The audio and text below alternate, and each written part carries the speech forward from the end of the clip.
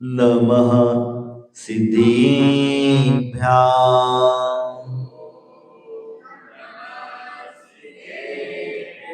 ॐ नमः सिद्धेभ्याम्।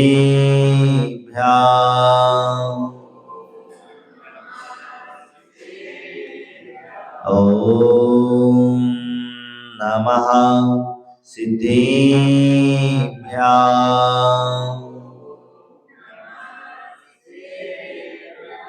बलदेव महादेव गजानन श्री आदिनाथ भगवान की, चंदा प्रभु भगवान की, पाशनाथ भगवान की, चारित्र चक्रवर्ती प्रथमाचार्य श्री शांति सागर जी महाराज की, आचार्य गुरुदेव श्री धर्म सागर जी महाराज की, आचार्य गुरुदेव श्री फूल सागर जी महाराज की,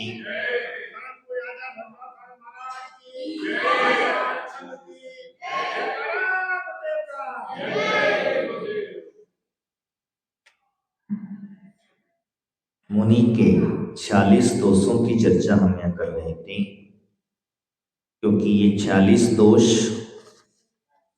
कुछ श्रावकों के आश्रित होते हैं, कुछ मुनि के आश्रित होते हैं। तो हम साधु की चर्या में सहभागी बने, ऐसी भावनाएं हमारी होना चाहिए। तो उद्गम के 16 और उपादान के 16, इष्णा के 10, संयोजन प्रमाण इगला, ये 4 धूम इसमें लगा करके 40 दोष बनते हैं। अब इसमें हमने उद्गम की चर्चा कल करी, आज उपादान की चर्चा करेंगे, जो कल तक श्रावक के निमित्त से होने वाले दोष थे। अब साधु को इन दोषों को नहीं करना चाहिए, क्योंकि कभी कभी आप लोग जो कहते हो कि हमने उन महाराज को तो ऐसा करते देखा है, आप क्यों नहीं करते हो, इसका आंसर आपको भी यहाँ मिल जाएगा। कौन क्या करता है, कैसा करता है, उसमें हम नहीं कहते हैं, लेकिन चारित्र चक्रवर्ती शांति सागर जी महाराज जब हुए और उन्होंने जब मूलाचार्य को पढ़ा और अपनी मुनि की चर्या को पढ़ा, तो उन्होंने अपनी चर्या को मूलाचार्य रूप में ढालने का पूरा प्रयत्न किया। और हम तो कहेंगे उनकी चर्या पूरी की पूरी मूलाचार्य आगम सहमत थी, और ऐसी चर्या को ही हमारे यहाँ साधु की उपमा दी गई है। तो वह उनको भी साधु ही कहेंगे, किसी को साधु के उन्होंने किसी की निंदा नहीं करी। उन्होंने उसके ऊपर कैसी चर्या करते थे उनके बारे में नहीं कहा, उन्होंने तो अपनी चर्या को करके दिखाया। तो मैं आप लोगों को ये भी बताना चाहता हूँ। तो वास्तविकता में यहाँ पर कहते हैं उपादान दोष, इसको समझ लेना भी। धात्री दोष, धात्री दोष का मतलब होता है धाया के समान। धात्री दोष जो होता है धाया के समान, धाया नहीं आप जानते, धाया का मतलब समझ चुके होंगे। धाया यानी जो बच्चों को पालन पोषण करती हैं उसको धाया कहते हैं, जो बच्चों का पालन पोषण करती हैं उसे धाया कहा जाता है। धात्री दोष, इसीलिए इसका नाम धात्री दोष पड़ा। धाया के समान बालकों को पोषित करना, खिलाना, पिलाना आदि करना, जिस प्रकार से दातार प्रसन्न, दाता समझ में आ रहे हैं, दातार प्रसन्न हो सक करके अच्छा आहार देवी, यह मुनि के लिए धात्री दोष कहलाता है। क्या धात्री दोष क्या कहता है? अब आप लोगों को लगता है कई कई महाराज जो हैं जैसे बच्चों को खिलाते हैं पिलाते हैं जो ही करते हैं, अब कोई करता है कोई नहीं करता है। क्यों करते हैं, क्यों करते हैं? तो करने के पीछे अगर उनका ये उद्देश्य है क्या कि ये मेरा भक्त बना रहेगा, मैं अगर बच्चे को अगर आगे करूंगा, बच्चे को ज़्यादा खिलाऊंगा पिलाऊंगा बच्चे के साथ में ज़्यादा, तो ये नहीं कि इसका जो सारा परिवार वाले जो लोग हैं वो हमेशा क्या होंगे, हमसे जुड़े रहेंगे, और जब जुड़े रहेंगे तो चौका आदि लगाएंगे। समझ में आया? क्योंकि जोड़ेगा नहीं तो वो चौका कैसे लगाएगा। आजकल तो प्रथाएं ऐसी चल गई हैं कि भाई महाराज जी तुम्हारे जान पहचान के हैं तो हमारा चौका लगेगा। नहीं है, अगर महाराज से कोई परिचय नहीं है, महाराज से कोई सम्मान नहीं मिलता है तो हमारा चौका, मैं तो भैया थोड़ा थोड़ा कह देता हूं, भक्ति पूर्वक चौका नहीं होता है। श्रावक श्रद्धावान होता है, भक्तिवान होता है, भय निर्भय होकर के चौका आदि लगाता है, सप्त भय से रहित कहा गया है। मुनिराज से किसी भी प्रकार की अपेक्षा रख करके वह चौका लगाता है। आज हम चौका लगाते हैं, मुनिराजों को आहार देते हैं, तो देने के पीछे कहीं ना कहीं महाराज से हमें आशीर्वाद मिल जाए, महाराज हमारे परिचित है इसलिए हम जाकर के ज्यादा चौका कर लगाते हैं, आदि आदि जो कहा तो इसमें यहाँ पर जो कहा गया है, मैं आपसे जो कह रहा हूं, तो यही कारण है।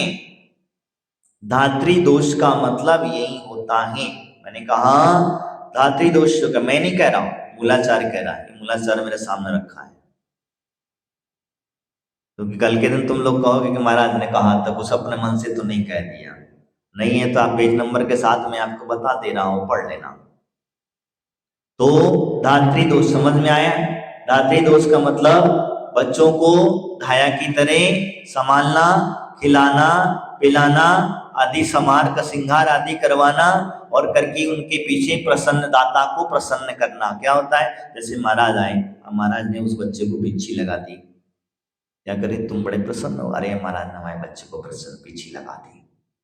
अब पीछी लगा दी तो ठीक है, अब क्या हो गया, बच्चा थोड़ा सा महाराज के नजदीक जाने लगा, चलो चलो महाराज का चौका लगा लो। इस भाव से चौका मत लगाना, समझ में आया? इस भाव से चौका मत लगाना, इसीलिए कहा जाता है। तो इसलिए धात्री दोष मैंने आप लोगों को संक्षिप्त में इसकी बात कहा। आगे दूसरा नंबर कहा दूत दोष, ये बड़ा बहुत ज्यादा चलता रहता है। दूत दोष का मतलब होता है कि दूत के समान समाचार एक गांव से दूसरे गांव पहुंचाना, एक गांव से दूसरे गांव पहुंचाना। पहुंचाने का मतलब ये ऐसा होता है कि जैसे हम मान के चलो इलाहाबाद में थी, हम इलाहाबाद में चतुर्मास किया और तुम्हारी रिश्तेदारी इलाहाबाद में थी, तुम्हारा कोई जान पहचान वाला था, तो वहां से जो है उसको जान पहचान वाले से हमने संपर्क दी, जिससे प्रकार से कहा कि भैया, उसने कह दिया महाराज बाराबंकी जाओगे तो हमारे रिश्तेदार रहते हैं, चिंता मत करना।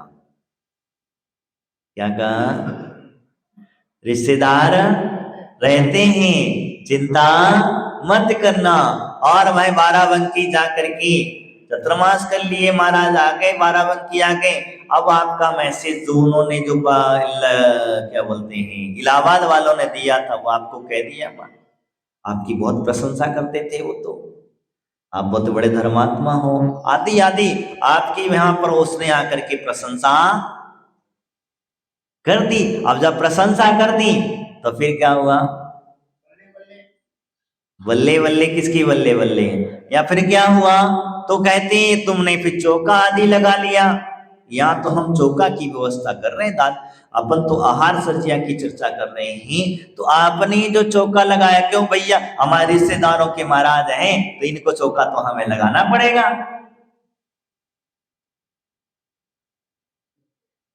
क्या हमारे रिश्तेदार के महाराज हैं, महाराज के बहुत बड़े भगत हैं, तो चौका तो हमें लगाना पड़ेगा, इनकी सेवा अर्चा तो हमें करना पड़ेगी। तो इसी प्रकार से आहार दान आदि की व्यवस्था करते हैं, तो उनका संदेशा तुमको दे दिया, बता दिया, अरे वो तो हमारी बहुत अच्छी सेवा करते थे, तुम लोग से भी सेवा करो, बस इतना ही तो कहना था। बाकी और भी कोई संदेशा रहा होगा, या फिर इसमें जो भी होता है उनका कहे तो महाराज कह देना, उन्होंने बहुत याद किया और आपको कोई भी संदेशा ऐसा चिट्ठी संदेशा जो आते थे, अनेक अनेक प्रकार से कई प्रकार के संदेश हुआ करते हैं, उस संदेशों को समझ लेना। मैं आपको यहाँ पर संक्षिप्त में बता रहा हूँ, संदेशा मात्र यही उन्होंने यहाँ पर कहा था। तो दूत नाम का दोष होता है, तो किसी भी समाचार को अन्य ग्राम आदि में पहुंचा करके आहार लेना। समझ में आ गया? समझ में आ गया?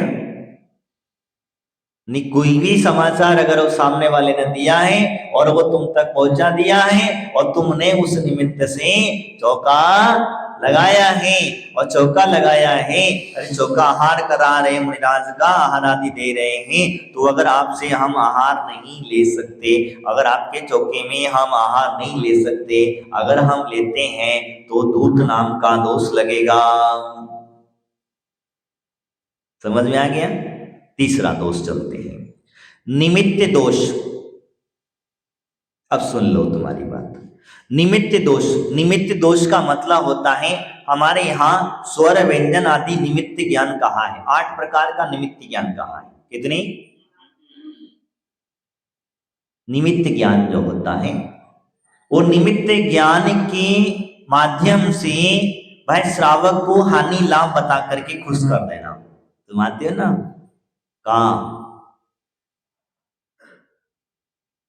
निमित्त ज्ञान बता करके, देखो ये दोष है, मैं नहीं कह रहा हूं, मैं तो ये तुम तो बड़ा क्लियर, मैं तो बार बार मैं अपने आप को बिल्कुल अलग रख करके कह रहा हूं, मैं तो जो है वो जो क्लियर कह रहा हूं। तो निमित्त ज्ञान आदि से माध्यम से, स्वर विज्ञान के माध्यम से आपको हानि वृद्धि बता देना। हानि वृद्धि का मतलब व्यापार आदि की हानि वृद्धि बता देना। भैया फलाना व्यापार कर लो, इसमें तुम्हें लाभ ही लाभ होगा, तुम्हारे लिए सूट होगा, तुम इस व्यापार को करेंगे तो तुम हमेशा प्रगति को प्राप्त होगे, और तुमने महाराज के कहने से वो व्यापार कर लिया, तुम्हें लाभ भी हो गया, तो तुम महाराज को छोड़ोगे क्या? और अगर तुमने उस निमित्त से अगर मुनिराज को चौका आदि लगाया है और आहार दान आदि दिया है, तो फिर ध्यान रख लो क्या, तो कहते हैं निमित्त नाम का दोष मुनिराज को लगेगा, तुमको नहीं लगेगा, तुमको थोड़ी ना लगेगा। दोष किसको लगेगा? मुनिराज को लगेगा। तो इसलिए ध्यान रखना, मेरी बात समझ में आ चुकी होगी, कहने की मुझे जरूरत 8 निमित्त के अंदर में सभी लगा लेना। 8 निमित्त मतलब 8 प्रकार के निमित्त। स्वर विज्ञान जो कभी कहा है, स्वर व्यंजन आदि का निमित्त जरूर कहा है, जिसमें सारे चिलक ज्योतिष तंत्र मंत्र आदि सभी इसमें आ जाएंगे। ज्योतिष आदि जो कहा जाता है ये भी तो निमित्त ज्ञान है, साक्षात ज्ञान तो है नहीं है। वास्तु आदि है, रत्न आदि का ज्ञान है, आदि आदि जो ज्ञान होते हैं जिस प्रकार से आपकी हानि वृद्धि का कारण बताया जाता है। तो इसीलिए विशेष करके ध्यान में रखना, महाराज मेरी दुकान नहीं चल रही है, इसके लिए आशीर्वाद दे दो। क्या हुआ?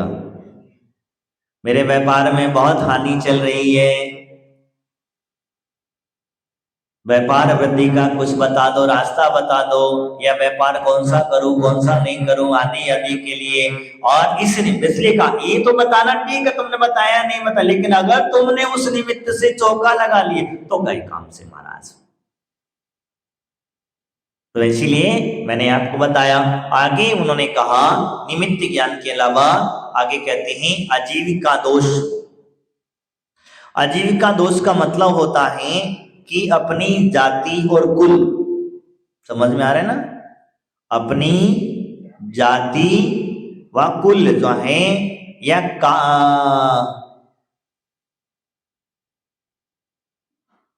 योग्यता आदि बता करके, कला आदि की योग्यता बता करके इसमें कहा है, यानी कि जाति या कुल या कला योग्यता आदि बता करके दातार को अपनी तरफ आकर्षित करना और आकर्षित करके आहार लेना, उसका नाम है आजीविका दोष। मतलब हमने अपनी जाति बता दी, तो भैया मलाज फलानी जाति के हैं, मुनिराज जो हैं फला जाति के हैं, और फला जाति के हैं तो हमारी जाति के हैं, तो हमारी जाति के तो हमारा दायित्व क्या है? आहार कराना, भोजन चौका लगाना आदि का है। अपना कुल बता दिया, मामा आदि की पहचान बता, तुम्हारे यहाँ रिश्तेदारी निकाल दी, तुम्हारे भाईचारा निकाल दिया, और वहां पर तुमने चौका लगा दिया।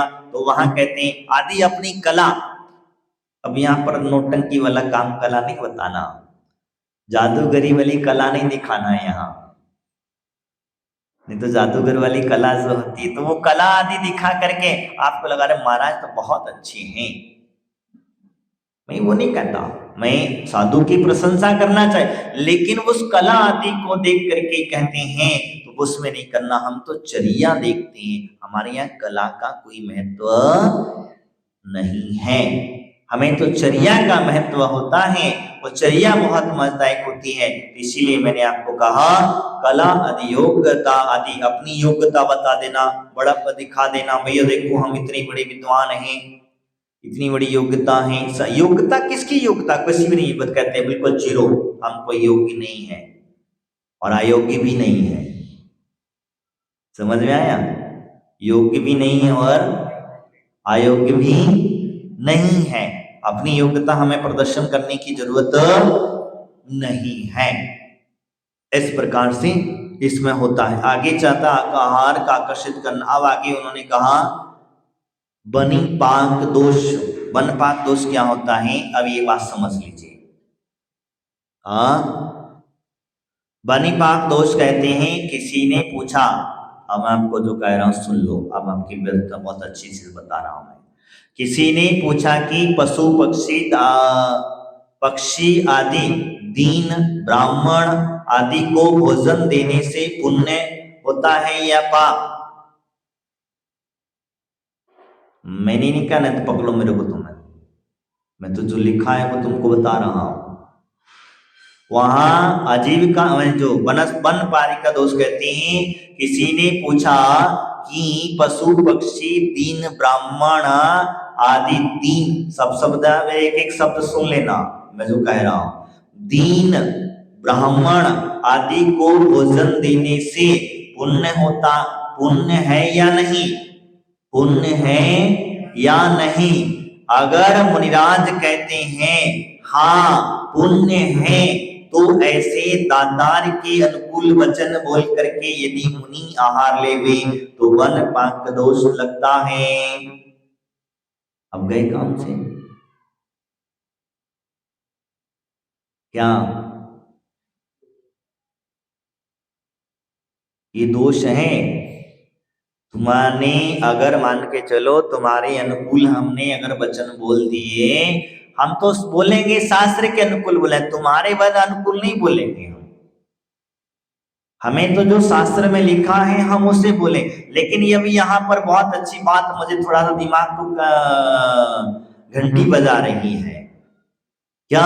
पक्षी आदि को दाना आदि आप डालते हैं, और कई बार हमने ऐसा चीज देखा है कि जानवरों को पक्षी आदियों को दाना डाल करके कई महाराज माता जी लोग कहते हैं पक्षियों के लिए दाना डालो और पानी आदि रखो, गर्मी का समय आ गया है।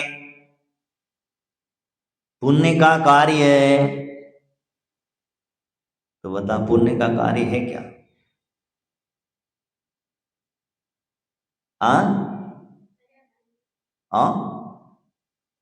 मैंने मुझे पता नहीं, मैं तो आप ही लोगों से पूछ रहा हूं।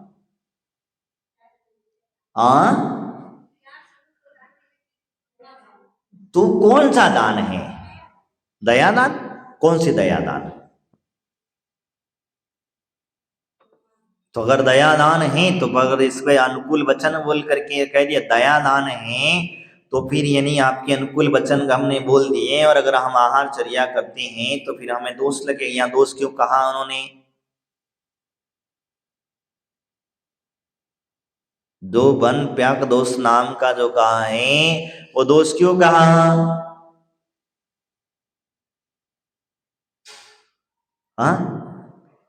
चारित्र चक्रवर्ती महाराज ने खेत में बुला करके पक्षियों को दाना खिलाते थे और पानी भी रख देते थे।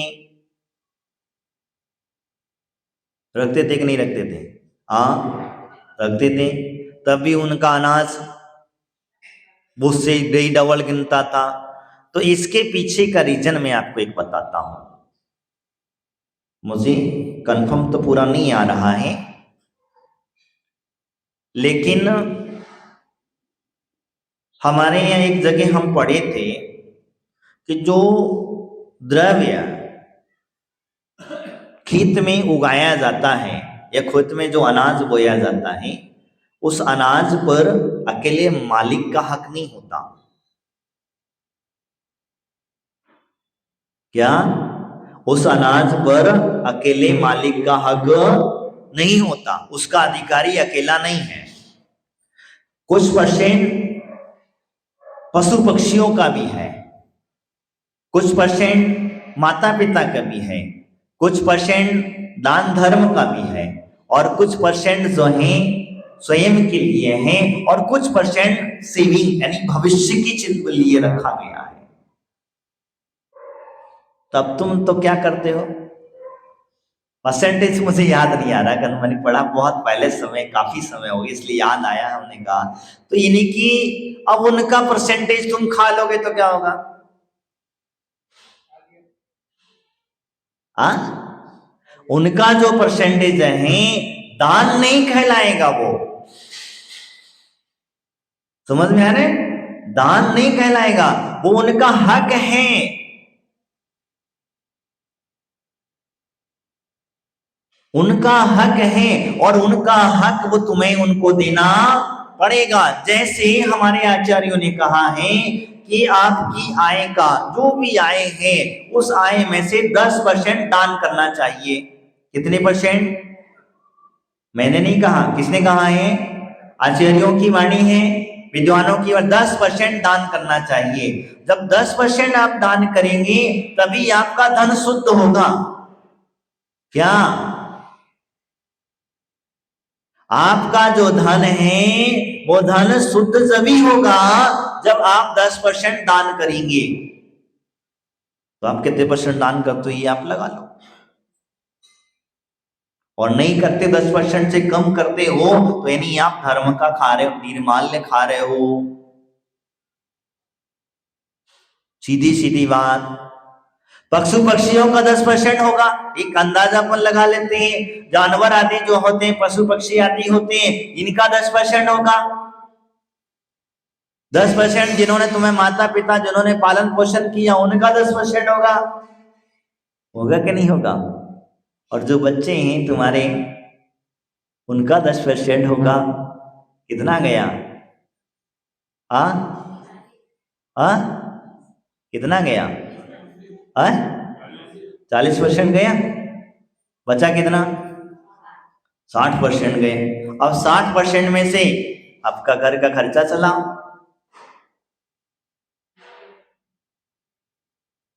क्या? अब उसमें से घर का खर्चा चलाओ, खाना पीना निकालो, नौकर चाकर रखे, नौकर चाकरों का खर्चा चलाओ। तो 60% तो ये एक मैंने अंदाजा आप लोगों को बताया है कि इतना तो तुम्हें चला। लेकिन गवर्नमेंट तुमसे 65% टैक्स 70% तक टैक्स वसूल लेती है, तुम्हारे हाथ में कितना देती है? तो वो अच्छा है कि ये अच्छा है? कौन सा अच्छा है? हाँ, कौन सा अच्छा है? हाँ, नहीं, क्यों देना पड़ेगा? देना पड़ेगा, तुम आए इतनी नहीं बताओ ना, टैक्स देना पड़ेगा, ठीक है ना? तुम कहते हो हाँ वो शासन का टैक्स तो नहीं गया, हम 10% मान के टैक्स 50% लगभग लगभग तुम्हारे पास में बचता। तो मैं आपसे जो कहना चाहता हूँ कि वास्तविकता ठीक है, हम देना पड़ेगा। तो अब जब इसको डिवाइडेशन कर दो कि भैया ये इतना, ये इसका इतना, बचा कितना तुम्हारे पास? 20%। इस बाबा 20% पर तुमको क्या सरकार टैक्स मांगेगी? बताओ, मांगेगी क्या? भाई तुम्हारी आय 5 लाख 10 लाख साल की नहीं है, इससे ऊपर की आय होगी तभी तो तुम टैक्स दोगे।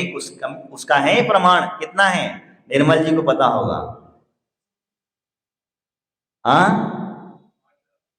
कितनी है? 5 लाख। 5 लाख साल की आय चाहिए, अब 5 ही लाख तो तुम्हारे हिस्से में आएगा, तो भैया ले दो, क्या टैक्स लोगे थे? है कि नहीं? अब क्या टैक्स लोगे इस पे? जब 5 लाख ही तुम्हारी साल की आय है तो अब इसमें सब ना बांट दिया, बांट देने के बाद अब तुम क्या टैक्स बताओ, बता, खत्म। तो इसी प्रकार से मेरा कहने का तात्पर्य ये है कि यहाँ पर जो हम चर्चा कर रहे थे, पशु पक्षी आदि को, दीन आदि ब्राह्मण आदि को दे, ये इनका है। मैं जो कह रहा हूं ये दान नहीं कहलाएगा, इनका हक है इस पर। और इस प्रकार से अगर हम कहते हैं, अगर मुनिराज ने किसी ने कह दिया कि नहीं भैया तुमने बहुत अच्छा पुण्य का कार्य किया है, और पुण्य कार्य करने के पश्चात कह करके अगर हम आहारचर्या आदि करते हैं, आप अगर मुनिराज को आहार आदि देते हैं तो मुनिराज को बनी पाक दोष लगता है। समझ में आ गया? इसीलिए हम कभी कभी किसी बात को कह देते हैं तो इस बात का विशेष करके ध्यान में रखना, प्रत्येक जीव का आपके द्रव्य पर हक है, इसका अकेले तुम्हारा नहीं है। तुम कमाते जरूर हो, मेहनत करके तुम एक एक पैसा कमाते जरूर हो, लेकिन उस कमाई के पीछे सभी का पुण्य लगा हुआ है कि नहीं है? घर में अगर 10 मेंबर हैं तो 10 मेंबरों का पुण्य है, तभी तुम्हारे घर में इतना द्रव्य आ रहा है। और 10 मेंबर का पुण्य खत्म हो जाए तो फिर कमाते रहो, कितना कमाना है, हाँ जितना कमाना है कमाते रहो, वह तुम्हारा पुण्य कार्य नहीं कर। अगर एक का भी व्यक्ति का भी पुण्य जोर मारता है, किसी का कम मारता है, किसी का ज्यादा मारता है, तो इसी प्रकार से ये होता है। तो वो एक का जब ज्यादा मारता है तो व्यक्ति बैठ करके खाता है, और जो व्यक्ति का कम पुण्य मारता है वो दिन भर मेहनत क्या करता है, करता रहता है। तो इसलिए ध्यान रखना, इसका हक का द्रव्य है उसे देना। क्या तो यानी कि मुनिराजों ने इसको पुण्य, क्या दया भाव रखना, करुणा भाव रखना, ये उनका है, इसीलिए हमें देना है। आज तुम नहीं दोगे तो कल बैल बन करके चुकाना पड़ेगा, तुम्हें जानवर बनना पड़ेगा। समझ लो, कई कथानक ऐसे हैं कि जिनका हम द्रव्य नहीं देते तो क्या होता, अगले भव में हमें चुकाना पड़ेगा। तो बस यही मेरा कहने का तात्पर्य है। तो मैंने आपको यहाँ पर बताया, तो यही कहते हैं, तो ऐसे दातार के अनुकूल वचन बोल करके मुनिराज हमारे आहार नहीं लेते हैं। समझ में आ गया? इसके अलावा दीन आदि, दीन में भी मैं यही बात लगाना, सभी का मैंने बताया है, इन सब का हक है। हम दान बोल करके दान नहीं दिया जाता है। ये दान तो हमारे यहाँ 4 ही प्रकार का है। कितने? 4 प्रकार का है। उत्तम, मध्यम, जघन्य आदि जो कहा गया है। और 7 क्षेत्रों के अंदर में आचार्य कुंद स्वामी ने जो कहा है, वही 7 क्षेत्र हैं। इन पर तुम दान करोगे तो तुम्हारा पुण्य का संचय बढ़ेगा, और बाकी की जगह पर उनका हक है, दान बोल करके कभी मत देना। तो समझ में आया? पक्षी आदि को, जानवर आदि को आप अगर कोई द्रव्य खिलाते हैं, पिलाते हैं, आदि देते हैं, तो भैया उनका हक है, वो हम उनको दे रहे हैं। बाकी का हमारा कोई दान पुण्य कार्य का विषय नहीं समझना। आगे समझ में व्यवस्थित तरीके से, शब्द शब्द का खेल है, कुछ नहीं है। बस मैं थोड़ा सा और आगे कहूंगा। आगे चलते हैं हम यहाँ पर वन फैक्ट दोष कह रहे हैं, चिकित्सा। कौन सा? 6 नंबर पर कहें चिकित्सा दोष। चिकित्सा दोष का मतलब होता है औषधि आदि बता करके दातार को खुश कर देना। आजकल तो महाराज लोग नहीं कहूंगा,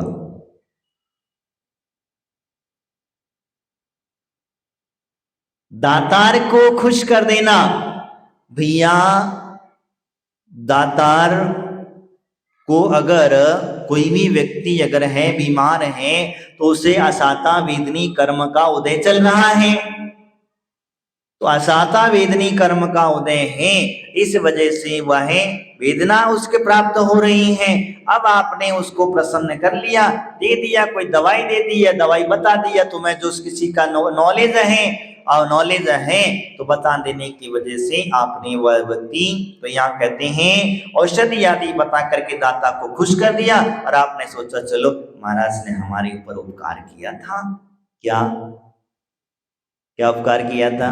हम जब बीमार थे, दुख तकलीफ थी, क्या क्या दिया था? औषधि बताई थी। वो तो कहां से देंगे बेचारे, उनके पास तो नंगे फकीर है, आगे ना पीछे, झोला है ना थैला है, कहां से देंगे? बस उन्होंने बता दिया कि भैया फलानी औषधि खा लो, बस इतना बता दिया। और सोते बताने की वजह से तुम उनके भक्त पक्के बन गए। अब उनका कोई भी काम रहेगा, कोई भी बात रहेगी, अगर तुम्हारे पास तक पहुंच जाए, संदेशा पहुंच गया है, अरे भैया ये महाराज के काम से आया, तो तुम फटफट जेब से जितना भी निकाल कर दे दोगे। यहाँ दान आने चौका महाराज आए, अरे महाराज के निमित्त हम ठीक हुए, तो सबसे पहला चौका हमारा लगेगा, कोई लड़ लोगे?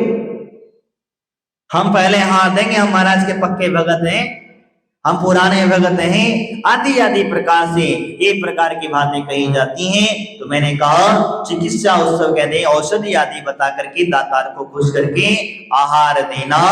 आहार लेते हैं जो मुनिराज जो हैं, उन्हें चिकित्सा नाम का दोष लगता है। आगे उन्होंने कहा 7वें नंबर पर क्रोध दोष, समझ लेना, क्रोध, मान, माया और लोभ, ये चारों चीजें समझ लेना, मैं आपको बता देता हूं। क्रोध का मतलब होता है क्रोध करके आहार उत्पन्न करा करके ग्रहण करना। मतलब तुमने चौका नहीं लगाया, तुमने चौका नहीं लगाया, और नहीं लगाने की वजह से अब महाराज को गुस्सा आ रहा है। बताओ, इतनी बड़ी बाराबंकी की समाज है, 140 घर हैं, और 2 चौके 4 चौके नहीं लग सकते? गुस्सा करने लगे अनेक अनेक प्रकार से। तो क्या महाराज के लिए चौका नहीं लगा सकते हैं? महाराज को उपवास करें? तब यहाँ कहते तुम क्रोध हो करके, और अगर आपने भाई चलो भाई महाराज गुस्सा कर रहे हैं, चलो भाई चलो अपन चौका लगा लें, करो कोई बात नहीं, जैसे रोते धोते चौका लगा लिया। अब वो उस चौकी में जाकर के निराश आहार करते हैं, तो वह क्रोध नाम का क्या लगता, समझ में आ गया? श्रावक चौका जो लगाता है वो भक्ति से लगाता है, प्रेशर से नहीं लगाता, किसी के कहने से नहीं लगाता, वो तो उसके भाव हैं। वह भाव चौका लगाना क्या रहता है? वो तो शुद्ध सीधा जाकर के बस द्वार पर चालन करता है। चौका लगाना क्या रहता है? चौका लगाना आजकल तुम लोगों ने बना लिया है चौका, चौका लगाने का कोई विषय नहीं है। चौका कोई सब लोग लगाना है, चौका लगाना कहाँ है, कहाँ लगाना है? क्या तुम लोग भोजन नहीं करते हो? हाँ, तुम लोग उपवास कितने दिनों से भूखे हो बताओ? चौका नहीं लगता है भैया, शुद्ध भोजन बनता है, और शुद्ध भोजन वो किसके लिए, किसके लिए? अपने लिए बनता है। और अपने लिए भोजन में हम द्वार प्रक्षालन करते हैं, और मुनिराज भ्रमरीचर्या करते हैं, और उस चर्या में विधि मिली तो ठीक आ जाएंगे, नहीं मिली तो शांत भाव से किसी से कुछ ना कहते हुए तो वह अपनी आत्मा का ध्यान आदि करेंगे। क्या करेंगे? नहीं मिली नहीं मिली, भाग्य मेरे अंतराय कर्म का उदय था, किसी से थोड़ी ना कहेंगे। तो क्रोध आदि नहीं करते हैं हमारे ना। दूसरे मान आदि, यानी कि मान करके और आहार उत्पन्न कराना। क्या मैं इतना बड़ा साधु और मेरे घर चौके इतने नहीं लगते हैं? मैंने यहाँ मान का साय जागृत हो जाती है, ध्यान में समझना। इसके बाद में मायाचारी कुटिल भाव से आहार उत्पन्न करा करके आहार लेना, समझ में आ गया? कुटिल भाव से मायाचारी पूर्वक तुमको मायाचारी दिखा करके कुटिल भाव अपने अंदर जन्म रहे हैं, और वही भावों के साथ में जाकर के चौके में जाकर के आहार आदि करना, यदि भोजन आदि करना, इस प्रकार से मायाचारी भाव कहा जाता है। आगे कहे हैं लोभ दोष, लोभ की आकांक्षा दिखा करके तुम मुझे आहार कराओगे, अच्छा अच्छा मिष्टान खिलाओ, अच्छा भोजन कराओगे तो मैं तुम्हें कुछ दे दूंगा। लोभ का मतलब समझ रहे हैं ना। अब आजकल कौन व्यक्ति को कोई जरूरत नहीं है भाई, तो लोभी हो जाता है। अरे चलो आज महाराज का चौका लगा दो, महाराज को कुछ ना कुछ मिल जाएगा, आशीर्वाद ही मिल जाएगा, ज्यादा कुछ नहीं तो पीली सरसों तो डाली जाएगी घर में। क्या हुआ? ये लोभ है। लोभ के वशीभूत होकर के मुनिराज आहार नहीं करते हैं। उनको किसी प्रकार का कोई लोभ, श्रावक भी लोभ निर्लोभी होना चाहिए और साधु भी निर्लोभी होना चाहिए। दोनों चीजों को विशेष करके समझ लेना। अब आगे हम थोड़ा सा और आगे चलते हैं क्योंकि घड़ी अपनी टिक टिक टिक आगे बढ़ रही है। पूर्व संस्तुति दोष। पूर्व संस्तुति दोष का मतलब होता है पहले दातार की प्रशंसा करके आहार उत्पन्न कराना। मतलब दीपचंद जी, तुम्हारी मम्मी तो इतना चौका लगाती थी, इतने महाराजों के आहार देती थी, तो आप भी चौका लगाइए। क्या हुआ? उनकी प्रशंसा कर दी, प्रशंसा करके उनसे चौका लगवा लिया, और उस चौकी में अगर हम चले गए तो हमें कौन सा दोष लगेगा? पूर्व संस्तुति दोष लगेगा। समझ में आ गया? इसीलिए हमें कोई प्रशंसा करने की जरूरत, भले ही तुमने कितना, उन्होंने किया उनके साथ में चला गया, मैं नहीं कहता हूं मैं किसी की भी लेने, तो वह यहाँ पर दोष कहते हैं। आगे उन्होंने कहा पश्चात स्तुति, आहार के बाद दाता की प्रशंसा कर देना। अरे आपके घर में तो आज मन प्रसन्न हो गया, बस इतना ही तो कहना है। दाता का सीना चौड़ा, आज आपका आहार लेकर के हमारा मन प्रसन्न हो गया, आज जैसा आहार हमें कहीं नहीं मिला, बस इतना ही तो कह दिया। बस हो जाता तो कहता अरे मेरा धन महाराज, वो तो कहता धन्य है। ऐसे भी मुनिराज वचन नहीं कहते हैं। पश्चात दाता की स्तुति नहीं करते हैं, दाता की स्तुति नहीं करते हैं, ये इसका नाम होता है पश्चात स्तुति दोष। आगे कहें विद्या दोष। विद्या दोष का मतलब होता है दातार को विद्या आदि का प्रलोभन दिखा करके, तुम मेरा चौका लगाओ, 4 महीने सेवा करो, मैं तुमको विद्या दे दूंगा, आदि कोई चीज दे दूंगा, जिससे तुम्हारा आगे दिन दूना रात चौगना। विद्या दोष आदि के जो 10 विद्याएं आदि जो विद्याओं का प्रकरण कहा गया है, वो विद्या आदि दे करके उसे कह देना। इस प्रकार से मंत्र दोष आ गया तुम्हारा, फिर पुनः आ गया मंत्र दोष कहते हैं मंत्र का महत्व बता करके आहार ग्रहण करना। क्या हुआ? तुमको कोई मंत्र दे दिया, मंत्र का महत्व बता दिया, तुमसे कहा इसका जाप करो, इतना जाप ऐसा करो, तुम्हारा तुमने उसी निमित्त से चौका लगाया, तो वह दोष होता है, तो मंत्र दोष कहते हैं। लेकिन यहाँ एक चीज और माता जी ने स्पष्ट करा है, हिंदी टीका के अंदर उन्होंने कह दिया है कि अगर कहीं कोई सामूहिक रूप से शांति कर्म आदि जो कराया जाता है, इसको इसमें गर्वित नहीं किया गया है।